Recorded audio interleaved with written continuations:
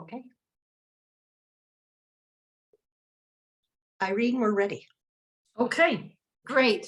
Thank you. And good evening. Welcome to the virtual candidate forum for the Colorado Secretary of State. I'm Irene Tynes. I'm the president of the League of Women Voters of Colorado, and I welcome you to tonight's forum. The 102-year-old League of Women Voters is a political, nonpartisan organization that encourages informed and active participation in our democracy. The League works to increase understanding of major political issues and influences public policy through education and advocacy. Although the League advocates for issues after extensive study, it never endorses or opposes candidates or political parties. The views expressed this evening will be those of the candidates, not of the League of Women Voters. The League regularly hosts events such as this to allow Colorado voters to make an informed choice when filling out their ballot. Again, the League of Women Voters neither supports nor opposes these candidates. We hope that your time spent here will help you make an informed decision on Election Day, November 8th, 2022. This evening, Joanne Allen, host of podcast Been There, Done That, and formerly of Colorado Public Radio, will moderate the forum. League members who are also helping us are Hannah Pogue. She's the operations manager with the Colorado League of Women Voters, and she'll be providing the tech support. Then there's Beth Hendricks, our executive director. She has handled all the candidate communications and will serve as tonight's timekeeper. Now, I'm turning over the mic to Joanne Allen. Thank you very much, Irene. I am very pleased to be the moderator for our webinar. The goal of this forum is to present the views of the candidates seeking the office of Colorado Secretary of State in a fair and nonpartisan setting so that you, the voter, can make an informed decision. Before we begin, here are the League guidelines for candidate forums. The ground rules and questions have been given to the candidates. This forum is not a debate. There will be no rebuttals from candidates or comments from the audience. The purpose of this forum is to inform voters through respectful questions and listening. No campaign banners, signs, literature handouts, t-shirts, or other campaign items will be on camera. The candidates will speak first in alphabetical order. Then the second candidate alphabetically will speak first, then the third candidate will speak first, and so on. The candidates will have 90 seconds for opening remarks and 60 seconds for closing statements. 1 minute will be allowed for responses to questions. Questions will apply to all candidates. However, candidates may choose not to respond to every question.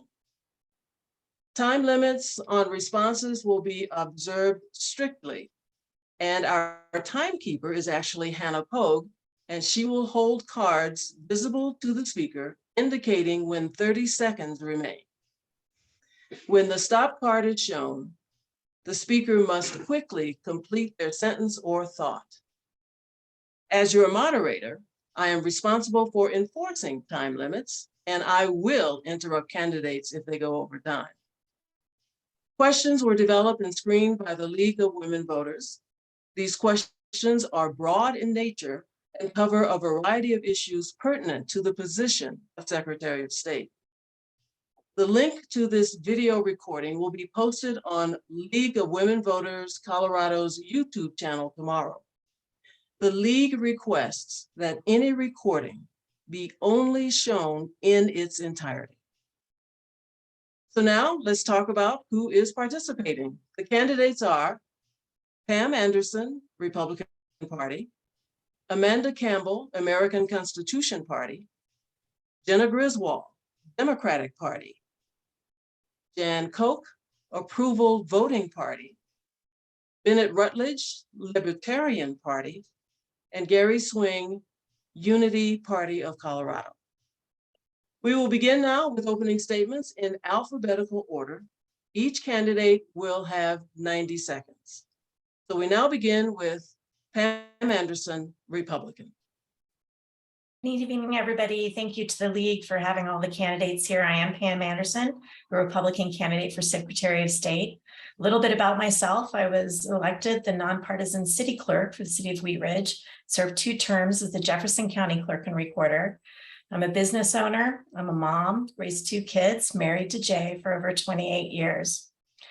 I served in leadership for the Colorado Clerks Association and very proud about the leadership and the work that we did together for reforms like online voter registration and mail ballot and vote centers and drop boxes and accessibility voting for the disability community and all the reforms that I've helped with your help over the last 20 years. I'm a federally and state certified election official, and I've administered over 20 federal, state, and local elections and supported as the executive director for the County Clerks Association, many, many more, and worked across the country on bringing our model to different places around the country. I'm running because I believe this is a professional office and should be treated as a nonpartisan office, as I did as representing one of the largest, most politically diverse counties in the state. I've committed my entire career to standing up for voters, even when it's not politically convenient, and pushing back on false rhetoric. And I was proud to be featured on the cover of Time magazine this month as a defender of democracy. Thank you. And now we go to Amanda Campbell of the American Constitution Party. Good evening. I just wanted to say thank you to the League for doing this forum. It's a great way to get candidate information out to voters.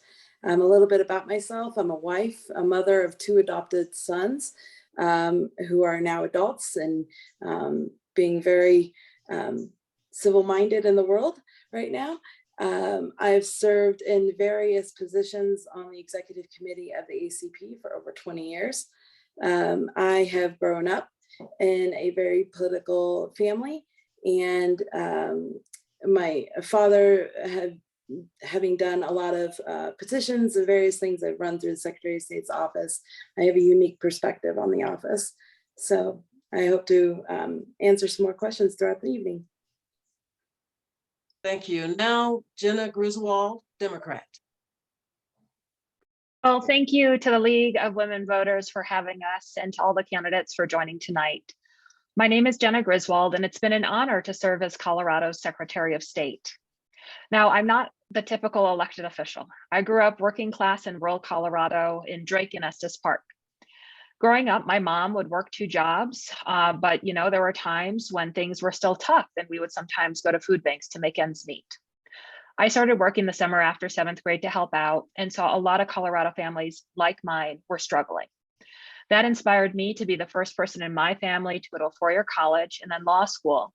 And that's why as Secretary of State, I know firsthand how important it is for every Coloradan to have their voice heard. When I ran for Secretary of State in 2018, I pledged to protect the right to vote and expand voter access for every eligible voter.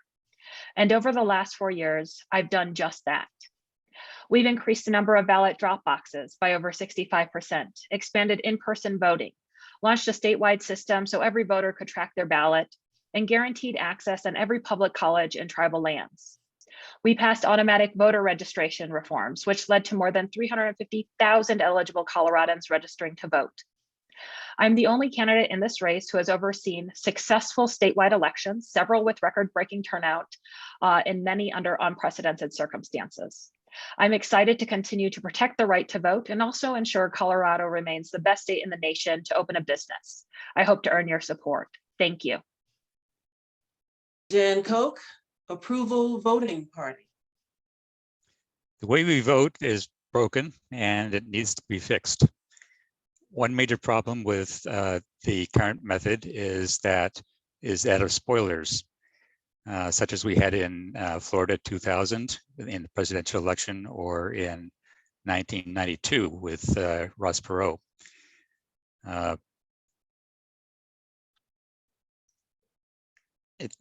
Okay. Um,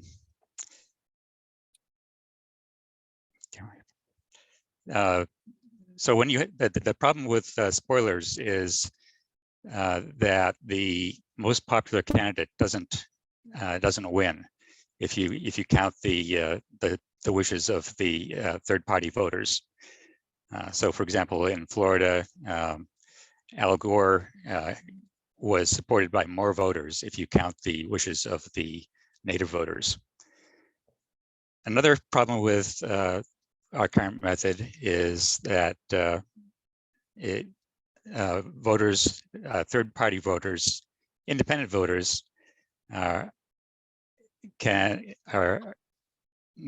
may like a third-party candidate better than one of the mainstream voters, but they don't have the opportunity to vote for both. Okay, thank you. Now, has Bennett Rutledge Libertarian joined us? In that case, we'll move on to Gary Swing, Unity Party of Colorado.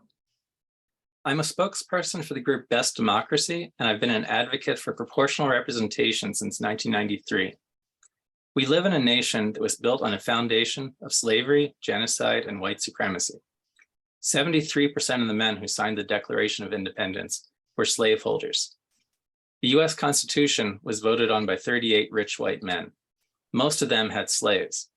The US Constitution originally excluded 94% of the population from representation. 18% of the population was enslaved. We've made progress by abolishing slavery and segregation and by expanding voting rights, but we still live under a political system that was designed to preserve slavery. Today, 94 nations use proportional representation to secure fair, inclusive, multi-party representation in their national legislatures. Each party wins seats in proportion to its share of the vote. While the United States is stuck with a two-party system produced by archaic voting methods, post-apartheid South Africa now has 14 political parties in their national parliament. More than 98% of voters in South Africa are able to elect representatives of their choice. Colorado can lead the way forward to a fair and inclusive government by implementing proportional representation voting systems to elect our state legislature and our US representatives. Now let's move on to our first question of the forum, and we will start with Amanda. Each candidate has 1 minute to answer. Question: what are your top priorities for the office, and how would you integrate them in your first 100 days? Amanda. That's a great question. My view of the office is that the office needs a stability to be of any use to Colorado as they interact with businesses and election needs. The office has far too long been used as a partisan shield to one or party or the other and harm the opposite party. This office needs leadership that is nonpartisan, only beholden to the law and its citizens. And I would first implement that by forming teams and groups to look at some of the things inside the office that need to be re-affected back out to what the state needs as the citizens and the parties need it to be working for them. Jenna, you're next. Well, thank you. My top priority is always ensuring that every eligible voter, Republican, Democrat, and unaffiliated alike, has equal access to safe and secure elections. And in my first year in office, I was so happy to work with our legislature to pass the largest democracy reform in the nation. We started to increase drop boxes. We increased in-person voting access. We guaranteed for the first time ever access on every public university and tribal lands. We expanded automatic voter registration, passed parolee reenfranchisement, conducted campaign finance reform. And as we explore legislative concepts for 2023, I'm continuing to be focused on expanding access. That includes automatic voter registration, partnering with and listening to the tribes to ensure voters all across the state have the access to the ballot box they deserve, reforming our campaign finance system, and continuing to address new emerging threats to our elections, from rampant disinformation, insider threats, and attacks on voting rights. Colorado was #2 in turnout in 2022, and we have work to do to increase access until we're Okay. #1. Thank you. Thank you. Jan, My top priority for the first 100 days would be to change the laws to allow people to vote for all the candidates they like in Colorado elections. I would lobby our senators and representatives to pass a referendum that would enable that. I also recognize that a lot of people are distrustful of our election process, whether the counts are accurate, whether there might be fraud. I'd like to allay those concerns by making our ballot handling and counting processes as transparent as possible. I'd solicit suggestions from the political parties as well as the general public on how to do that. Gary, The purpose of my candidacy is to promote an open and inclusive political process. I support proportional representation for legislative elections. Countries that use proportional representation have better representation for women, racial minorities, and alternative parties in government. I advocate the repeal of unaffiliated candidate ballot access restrictions that were passed by the state legislature in 2019. The US has some of the world's worst ballot access laws for independent candidates. Petition signature requirements should be vastly reduced for both citizen initiatives and candidates. Candidates should have the option of paying a small filing fee rather than petitioning. I support online petitioning as an alternative to paper petitions, the inclusion of candidate statements in publicly funded voter education guides, and extension of the citizen initiative process to the county level for all 64 Colorado counties. and Pam. Thank you. Well, my first priority is to continue to stand up and restore trust and eliminate hyperpartisanship in the offices of election officials. You shouldn't use the platform for politics and fundraising and elevating your own profile. And there's a lot of work to focus on. I'll institute a professional code of ethics to insulate the professional staff and Coloradans from crossing those lines that a fair referee should never cross. We need to restore the mission of leadership, funding, access, safety, and security. We need to stabilize the office and the agency with the rampant turnover at the top that has led to errors and problems in running the agency. We need to restore the tradition of bringing all the stakeholders to the table on a regular basis, which is how we got here in our model when I led as the president of the association for our reform in 2013 and had a hand in nearly every reform we've had since then. We need to continue to move the ball and restore trust and confidence. Now we'll move on to our second question. What is your opinion of the current integrity of elections? We start with Jenna. Colorado's elections are considered the safest in the nation, thanks to many safeguards we have in place to protect our election infrastructure. These measures include signature verification on ballots, ID requirements, and secure up-to-date voter rolls. Any suspected double voting is required to be reported to prosecution and, of course, is extremely rare. Now, conspiracy theorists have pushed out conspiracies to undermine confidence in our elections. I think it's really important that when we think about policy and laws, we don't consider the conspiracies, but rather fact. And with increased attacks on the right to vote, disinformation, and things that we've been seeing, it's really important we continue to innovate.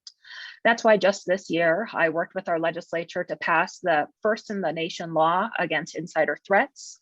We also made it a crime to retaliate against election workers. It's a felony to compromise voting equipment now in the state of Colorado.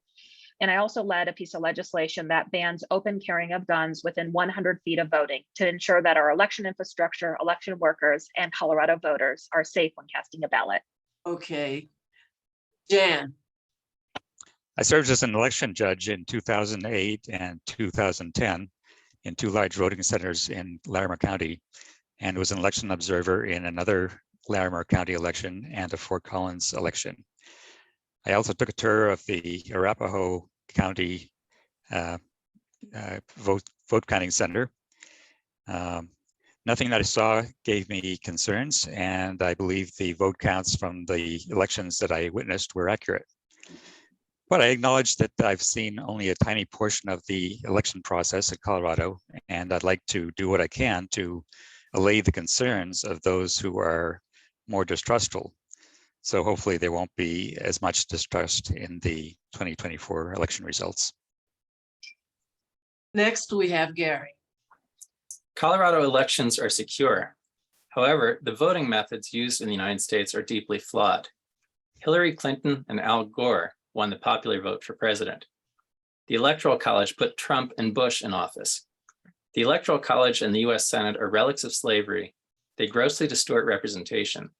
They perpetuate overrepresentation for less populated conservative states that are predominantly white.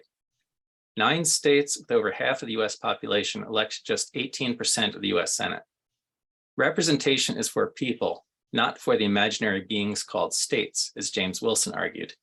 US presidential elections are the longest, most absurd, and most expensive elections in the world. The Electoral College and the US Senate should be abolished. We should represent people, not property. Each person should have equal voting rights. Pam? Thank you. Well, as a county clerk, executive director for the Clerks Association, and leader for the association, I worked with groups like the League and others to ensure that we have independently verifiable elections, meaning every voter votes on a voter marked paper ballot. I won an award from the Secretary of State's Association, the Medallion Award, for work with my colleagues, Republican, Democrats, and unaffiliated, on our risk limiting audits that validate the elections are accurate with those paper ballots. But our work is never done.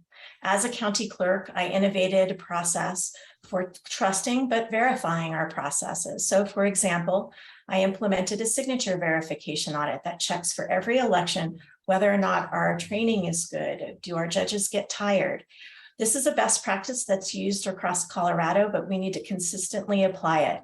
We also need to expand our operational audits for things like voters list and not ignore the rare examples of issues that we see. We need to fix them. And Amanda. I believe, like some of the others, that our election process here in Colorado is secure. We need to stay in the forefront of technology here in Colorado. We need to work on getting some of our farther away counties up to date with their technology and help them achieve that as much as possible. We need to continue with our risk limiting audits. And I believe that one of our biggest things with the integrity of our election is twofold. One, we still need to work on cleaning the rolls, our voter registration rolls in Colorado. That work was initially started several terms ago. And we just need to continue working on that, especially now with our mail-in voter ballots. And two, we need to do some education to the citizens and get them involved in our elections. Our election process is only as good as the checks and balances, and we have several checks and balances that are only available to citizens. Thanks. Amanda, I want to apologize there. I didn't quite mute my button when you first started speaking. I'll make sure I do it from now on. Let's move on to our third question. What measures do you support to further secure elections and improve voter accessibility? We'll start with Jan. I'd like to talk with party representatives and ask them what we could do to make our elections more secure. What would make them satisfied that the election results are correct, even if they don't win? And I'd like to know what they would they be willing to have their legislators vote for the funds to pay for whatever they suggest. My own idea is to install a bunch of video cameras in each vote counting center and hook them up to the internet, so anyone anywhere can see what's going on anywhere in any of the vote counting centers. As a software tester for a long time, I have experience in finding very obscure problems with systems. And so I would like to visit all of the voting centers and look for problems in their processes. Next, we have Gary. Elections are secure. This is a red herring used to distract voters. The real problems with our election system are distortions in representation due to the use of single-member districts and the use of restrictive ballot access laws to suppress candidates, parties, and ballot initiatives. To improve voter accessibility, we should increase drop box locations in each county and consider prepaid ballot return envelopes, at least for areas of the state that are further than 5 miles from the nearest drop box. 19 states and the District of Columbia use postage paid ballot return envelopes to facilitate voting by mail. Pam? Well, I think one of the single biggest things we could do for security and access is to fully fund our elections. I don't think diverting one-time dedicated resources for projects that don't further that goal is the way to go. We shouldn't have any less than 70 or 80% of funds dedicated to their direct operations.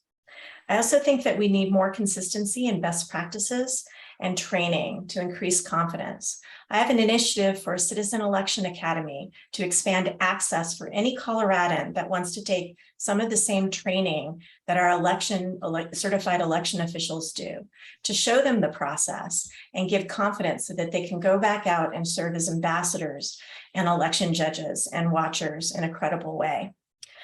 We need to close the loop on the security projects that were diverted from funding for commercials and make sure that we're completely supporting our local election officials.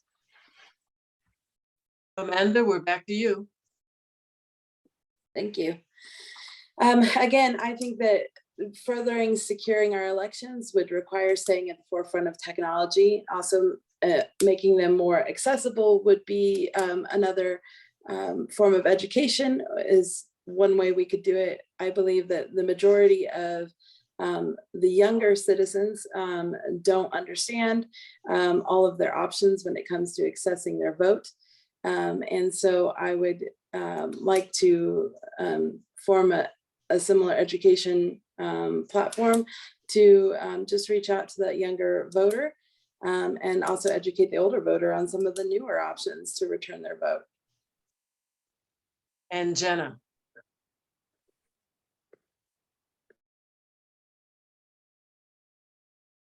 Sorry about that. Well, I would say every eligible voter, no matter their zip code, their age, as long as they're old enough or amount of money in their bank account, should be able to register to vote and participate in our elections in a way that's accessible. That's what makes this country strong. Generally, I think we should continue to expand access where we can. That includes expanding automatic voter registration, a program that has already registered 350,000 eligible Republicans, Democrats, and unaffiliated. I think we have to look across the state and see where increased access is really needed. That means continuing to work with the tribes to ensure that all Colorado voters have the access they deserve. Overall, I'm really excited to continue the great work that we have started. I'm so proud of our team and just look forward to the next 4 years. Thank you. We move on now to our fourth question. In 2020, turnout among Black, Indigenous, and people of color voters was almost 20 points lower than white voters. How will you increase voter registration and turnout rates among Coloradans of color? Reminder, this is 60 seconds for the answer, and we start with Gary. Winner-take-all elections in single-member districts exclude political minorities from representation unless they're concentrated into majority-minority districts. Proportional representation in multi-member districts increases representation for women and racial minorities. People who feel excluded would benefit from proportional representation. It makes every vote count, no matter where you live. The American political system has always been dominated by white men. It's important to recruit more women and people of color as candidates for public office. Strict voter ID laws suppress participation in elections by making it more difficult for people to vote. I support voting by mail and automatic voter registration to make it easy to participate in elections. Countries with proportional representation have much higher voter turnout rates than countries with single-member district elections. Would you rather be included or excluded from decision-making? Pam, we go to you. Well, first I would realign how the resources of taxpayers is used for voter education and outreach. I think nearly $4 million over the last 4 years was spent for commercials. I think more tangible voter and education outreach in the communities would be more effective. I also think representation for election workers, multi-language efforts can go even further than we do now in order to have folks present in vote centers, as well as in all our materials. This is the sort of work we did at the local level, and we could do more consistently statewide. Amanda. Yes, I believe that, again, as I said in the previous question, education goes a long way into what resources they have available to them, ways that they can return their ballots, ways that they can also participate. I also believe that part of the reason for the lower turnout is that they feel like their voices are just not heard. So just a campaign letting them know that every vote counts would help with that. I also believe that, getting them involved in our election process is very crucial to our whole process as a whole. Next, we go to Jenna.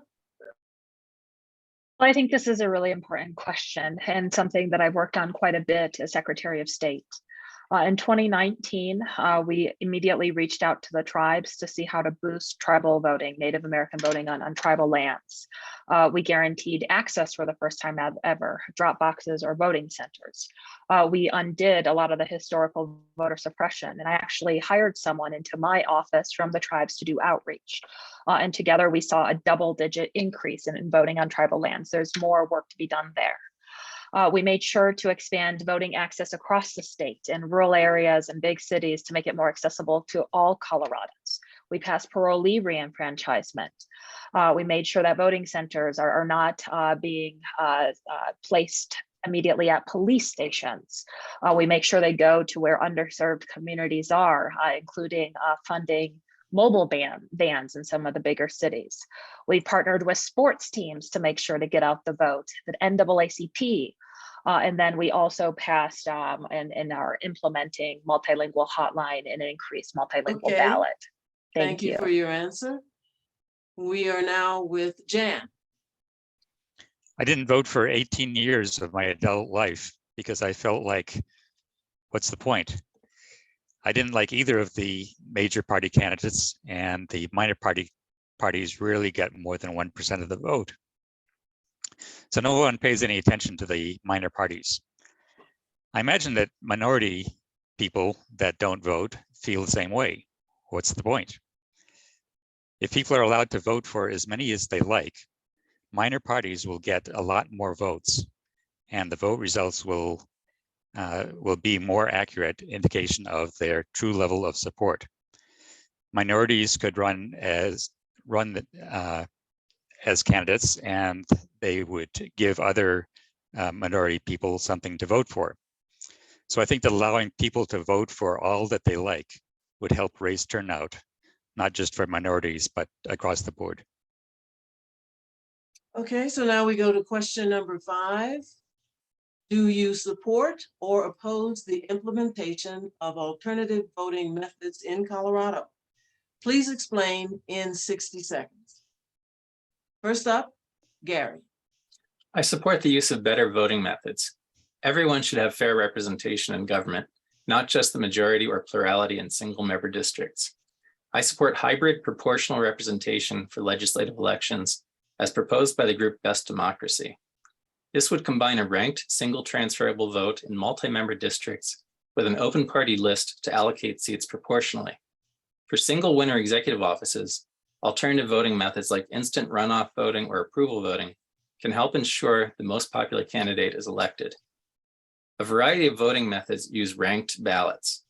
People often use the term ranked choice voting to refer to instant runoff voting, which is a winner-take-all system. Instant runoff is okay for single winner executive offices, but it should not be used to elect multi-member legislatures or councils. Pam, So we do have some laws on the books regarding alternative voting methods for ranked choice voting at the local level for municipal races. And we will be seeing elections with that voting method in the next year or two, particularly in the city of Boulder, and other jurisdictions have considered it. So it is the law of the land, and there's rulemaking present for that. I am watching that implementation closely because I believe in evidence-based elections and focusing more on the process than outcomes of an election and changing methods for desired outcomes. I have some reservations about some of these both methods around communication, education, and verifiability, particularly for vote for more than one races. So as a professional election official, I'm keeping an open mind, but want to make sure that we can validate with those paper ballots that the outcome is correct in ways that voters understand. it's your turn, Amanda.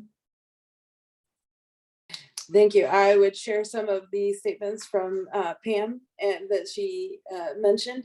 I too am open to other possibilities, watching how some of those newly assessed laws are implemented in those same cities and counties.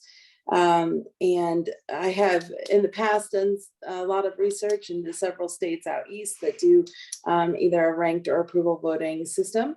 I believe it could benefit Colorado to switch to one of these, but again, would want to make sure that we have the availability to and the education needed to see how to verify those votes and to make sure that education is alongside the new methods to our voters. Jenna, Well, my office worked with the legislature to make sure that when they were passing ranked choice voting, it was taking into consideration all the things you have to consider. And some counties and cities have adopted ranked choice voting, and we're implementing those programs, working on those programs for upcoming elections. I think it makes sense to see how the elections go at the local level and then to consider steps after that. Ranked choice voting may be a good option. I think when it comes to presidential primaries, we saw last year in 2020, several candidates drop out during early voting.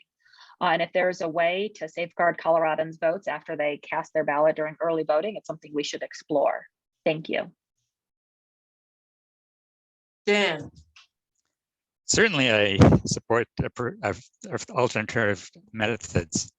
That's why I'm running for Secretary of State. I'd like to see all the minor parties grow in size and influence. I want to hear their ideas for how to improve our society. I don't want to hear from just the two major parties. I want voters to have more viable choices, not just two. I'd like voters to be able to express their support for all the candidates they like, even if some of them have no chance of winning. If we just let people vote for as many as they like, we can have all that. okay, thank you. And now we'll go to Bennett Rutledge, who has joined us. He is with the Libertarian Party. Bennett?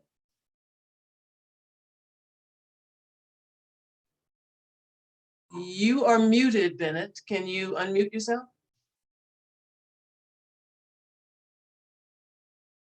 There you And go. the question we're on is Question 5. question 5.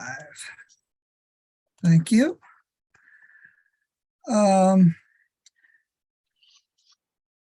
This is a complex and sensitive problem, which will require many answers simply because there are so many different reasons so many people have lost trust in government. I would start by building up diversity on my team and training them to listen carefully to the concerns of all the people of Colorado wherever they encounter them. Mr. Swing?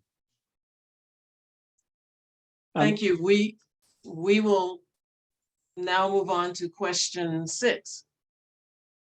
Okay. Is the rate of uncured ballots or ballots that are flagged by the clerk and not fixed by the voter a problem? If so, what would you do about it? 60 seconds to answer, and we start with Pam. Well, I'm really proud of the work that myself and my colleagues did at the local level to implement innovations like text to cure. Arapahoe County was the first to do it, to give folks an easy way to cure their ballots, whether or not their signature didn't match, or it was missing a signature, or they needed some ID. This also helps to take interest groups out of that category. But there are some people that don't cure their ballots. I think the number one reason that we've found in our research is that they don't believe the outcome will matter because they already know the results. We also need to explore more whether or not there are different groups or age demographics that may cure at a higher or lower rate. So I'm open to exploring that. But here, now that it's statewide for text to cure, it couldn't be easier to cure your ballots. And I think it's a really, really important tool. Amanda? Yes, I agree. The text to cure makes it really simple. So I believe that one of the ways that we can reduce the rate of the uncured is to educate people on that text to cure option for their ballots so that they can get that settled. I do also agree that the number one reason why uncured ballots are so high is because they also believe that their vote doesn't matter, or that they've already seen things posted about who's winning. I would be interested in starting a committee at the Secretary of State's office to discuss this issue, as it would impact the vote by several thousand voters. Next, we hear from Jenna. Colorado has the lowest signature rejection rate of any state that has vote by mail for all. The average rate of signature issues is going down in every comparable election also. And I'm glad to hear that everybody likes text to cure, because in 2020, we launched that statewide. And that's a program where Colorado voters can fix signature discrepancies using their smartphones. In 2020 alone, across the state of Colorado, over 11,000 ballots were fixed or cured using text to cure technology. That's 11,000 votes that otherwise may not have been counted. Colorado's elections are the nation's gold standard because of innovations like text to cure, which ensure that every eligible voter can participate in accessible elections. Dan. I suppose it can be a problem for election departments because they have to try to contact all the voters who forget to sign on the outside of their ballot envelopes. But in the grand scheme of things, I don't think it's a serious problem. The instructions are pretty clear. So I just say to voters, follow the instructions. I don't have any other ideas about how to solve this problem. Okay, thank you. Bennett? Yes, uncured ballots is a problem. Some people hold that out as a reason for banning all mail ballots in elections entirely. Most of the state's rejected but fixable ballots are rejected for non-matching signatures. The rules for determining what makes a match vary from county to county, from table to table, and from human eye to human eye. Where I would start is by giving voter databases the capacity for handling names beyond the 19th century mode of first name, middle initial, last name. And then I would standardize and even automate signature recognition.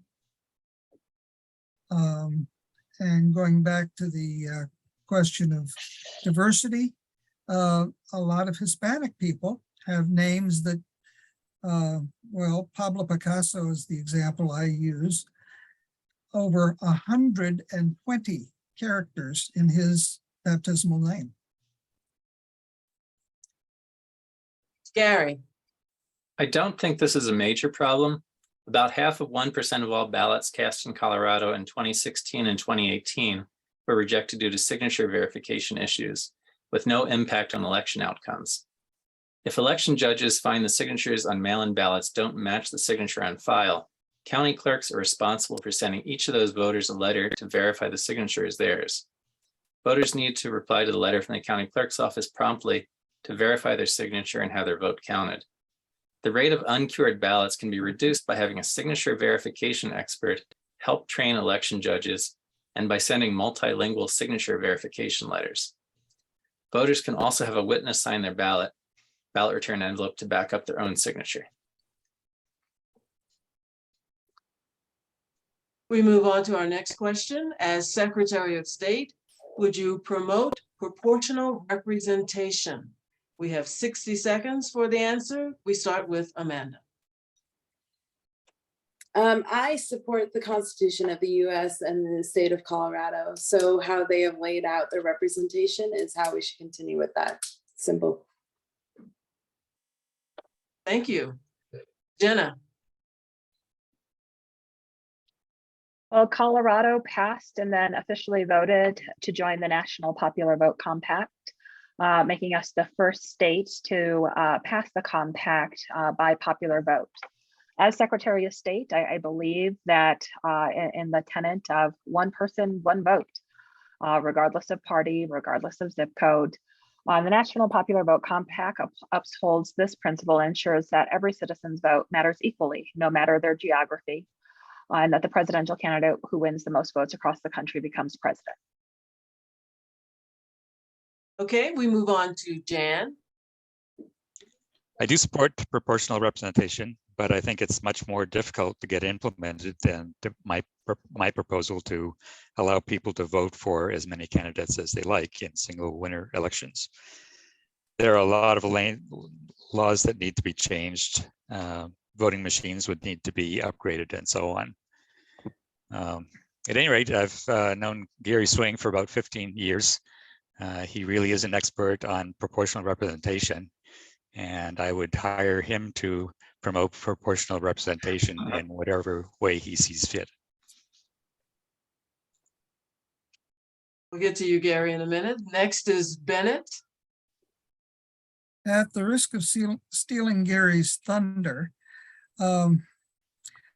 it's the moving away from one seat, one vote, one winner requirements on each and every district that is going to make the big difference in a legislature and a government in general, which demographically reflects the people as a whole. However, except for nagging the legislature, encouraging home rule jurisdictions to innovate, or promoting referendums that make major changes to the Constitution of Colorado, there's not a whole lot the Secretary of State for Colorado can do all by myself. Gary. Okay, Gary. I support a proposal from the group Best Democracy to use hybrid proportional representation to elect a larger 185-member unicameral state legislature. 80% of seats would be elected by single transferable vote from 22 7-member districts. Voters would rank candidates in their order of preference. The remaining 20% of representatives would be elected from open party lists. Overall, each party would win seats in proportion to its share of the party list vote. With a 3% threshold to win party list seats, almost all voters would elect representatives of their choice. Colorado would have about 8 or 9 parties in their legislature, not just 2. Adopting proportional representation statewide requires a state constitutional amendment introduced by the state legislature or through a ballot initiative. As Secretary of State, I would help draft legislation for proportional representation and lobby for it. Pam, you're next. Thank you. I am not currently prepared to support proportional representation or legislation for that. And I think that the voters currently aren't prepared for that as well. Particularly around the infrastructure question that Jan spoke to. I have concerns about the unequal funding for groups and candidates currently, and I think that's a problem that would need to be addressed first. I'm much further down the road and supported efforts like the redistricting and reapportionment initiatives that helped with competitiveness, and we're seeing the results of that now. So while I would be happy to talk more about the evidence around this, I am not prepared to promote that. Okay, let's move on to our next question. And it's very simple. Why do you want to serve now? Jenna. I'm running for re-election to continue to expand access to voting and protect eligible Coloradans' right to vote in free and fair elections. Every eligible voter, Republican, Democrat, and unaffiliated, deserves access to secure elections. Over the last 4 years, I've increased access quite a bit, from increased in-person voting, 65% more drop boxes, automatic voter registration. I've also acted decisively to protect our elections. For example, when Rogue County Clerk Tina Peters compromised her own voting equipment, I took quick action to ensure that every eligible voter in Mesa County had the access that they deserved on secure equipment. I'll continue to protect our elections and be a champion for voting rights. Like I said before, Colorado was #2 in turnout in 2020, which we should be tremendously proud of, but we need to keep on increasing access until we're #1. Why do you want to serve now, Jan? Now is as good a time as any. I've been promoting alternative voting methods for 22 years. And this year I had the opportunity to run for Secretary of State, or maybe the opportunity was thrust upon me. At any rate, what I want to accomplish is to raise awareness of this very simple change that we can make to our voting methods to get better election results. More choices for voters, more ideas discussed, better choices of winners. This is a very simple change. It's basically free. You don't need to change the existing voting machines. So I say, what's not to like? Why do you want to serve now, Bennett? I've been a resident of Colorado since the previous century. I see that Colorado has lost its way, lured by the current fashions and governance style. One of the first things I noticed was elections with races, where there was one candidate and you either voted for that candidate or you got no say in that contest at all. That happened to me personally last fall, and we saw an awful lot of it in the primaries just last June. Next, I think that my experience in systems analysis will bring a different and useful viewpoint to the Secretary of State's office, looking at such contradictions with a fresh eyeball. I also have some experience in a variety of volunteer roles, including as a treasurer, laboring under the incumbents' rules and their unspoken assumptions. The past is history. The future is a mystery. All we have is now. That's why it's called the present. Let's do it. All right, Gary, why do you want to serve now? I would like to repeal Duverger's law.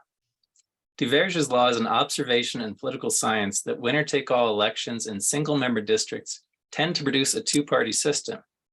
In practice, most winner-take-all elections take place in districts dominated by one party with no real competition.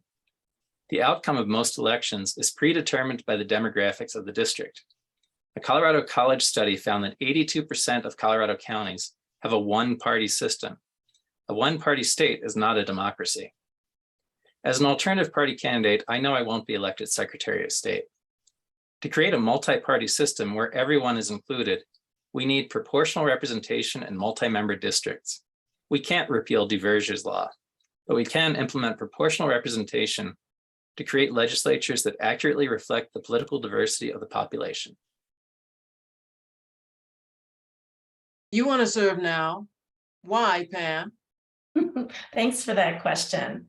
Well, I'm stepping up because as the executive director for the County Clerks Association, I saw this disturbing trend of candidates and politicians serving in this office, putting their thumb on the scale and doubling down on hyperpartisan and divisive rhetoric, instead of doubling down on transparency and access.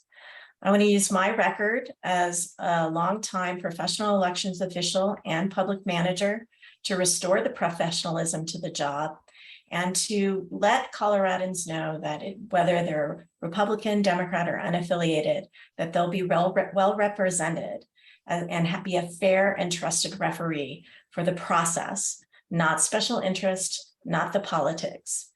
I have a reputation for standing up even when it's not politically convenient for all voters. And it's why I'm proud to be supported by over 40 Democrat, unaffiliated, and Republican election heroes all over the state. And why do you want to serve now, Amanda?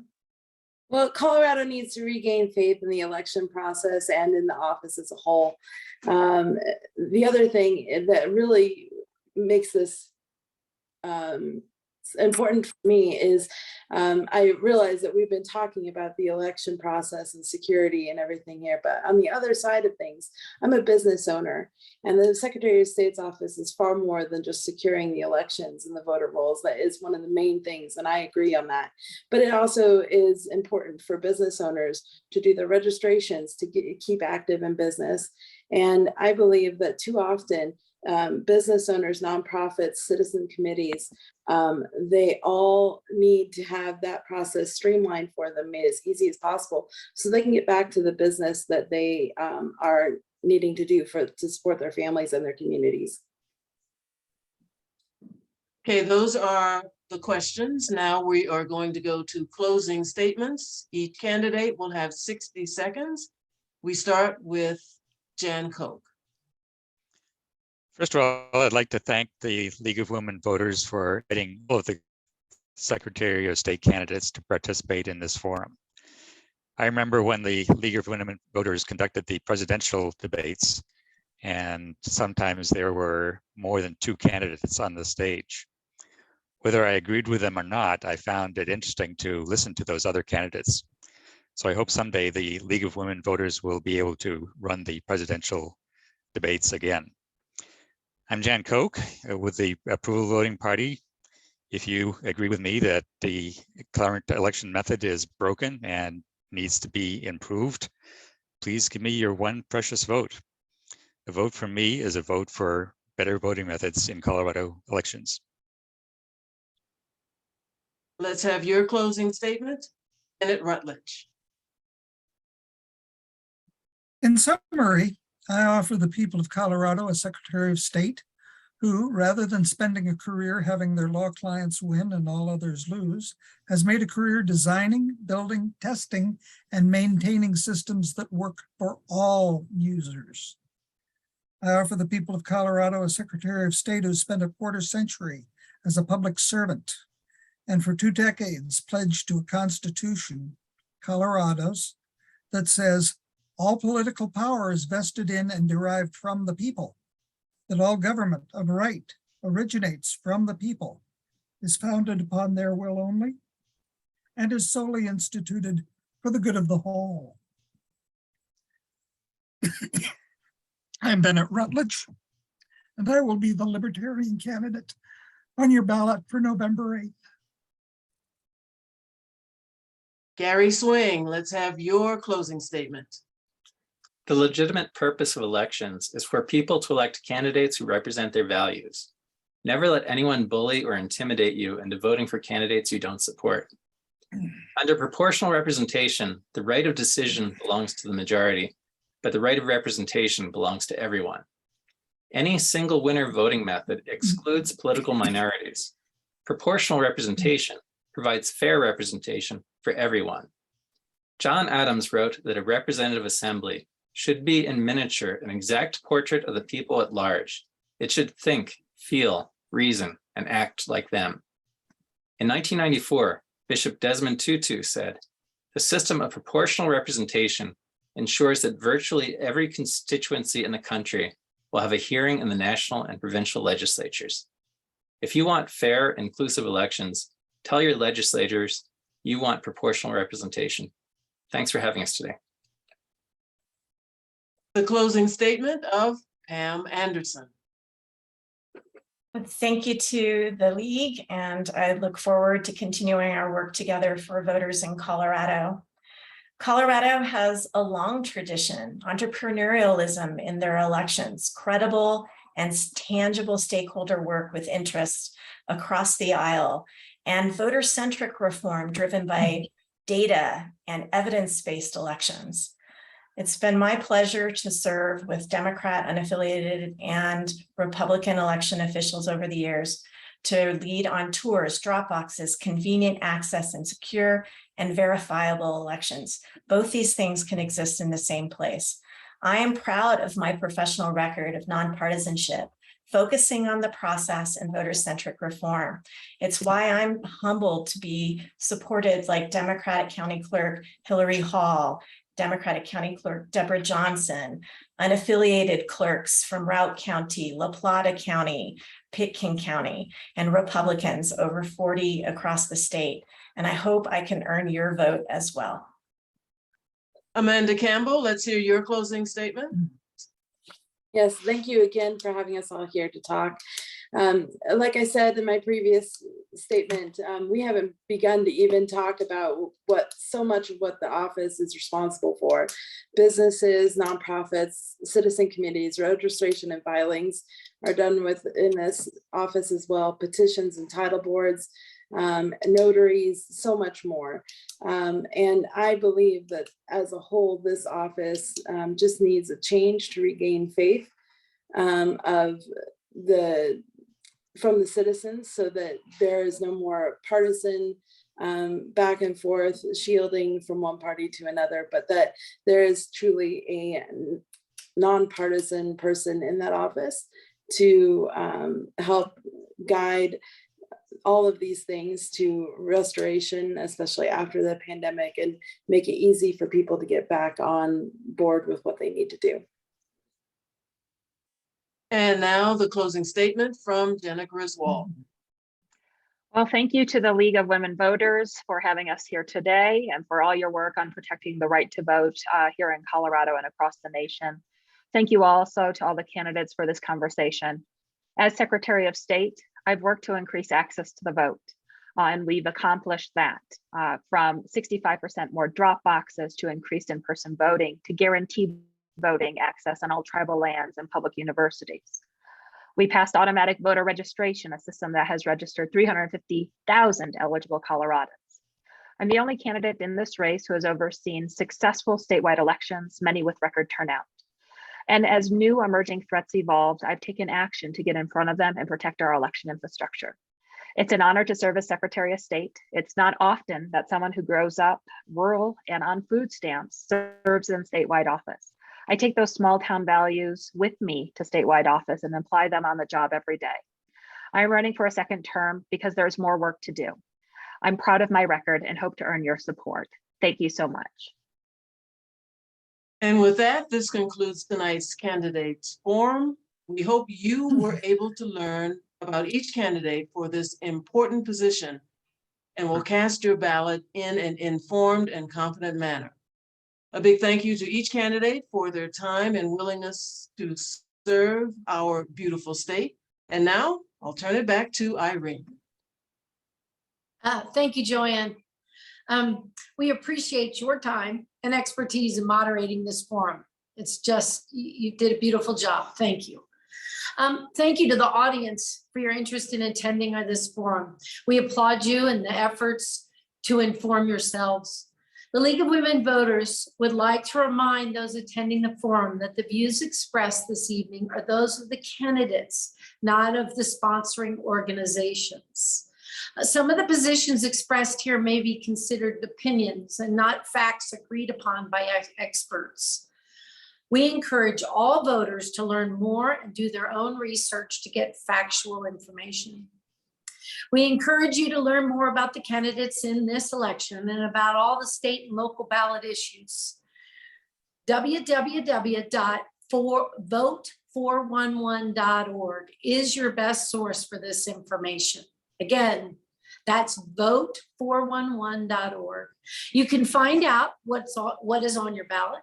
It points you directly to the candidates and issues you will be voting on and information about your voter status and more. Questions concerning registration and ballot mailings may be directed to the Secretary of State's office, 303-894-2200. Join us Wednesday, October 19th for a presentation by the League of Women Voters on the 11 state ballot issues. League representatives will briefly explain each issue, give some background information, and offer pros and cons. This meeting will be via Zoom. Check the League website and/or Facebook for registration information. Watch for other league and election events, which are posted on our website. Our website is www.lwvcolorado.org. Remember that we vote by mail in Colorado. Ballots will be mailed out by October 17th and must be returned by November 8th at 7 p.m. You can leave your ballot at designated drop box or a polling center. You can also return your ballot through the U.S. Postal Service. If you choose to mail your ballot, please be sure the mail is you mail it at least 8 days before November 8th and verify that you have the appropriate postage. The League of Women Voters mission is empowering voters, defending democracy. Remember that you are the one that makes democracy work. Please vote. Yes. Thank you all, and good night. Thank you, guys. Nice to see you all. Have a good evening. Thank you.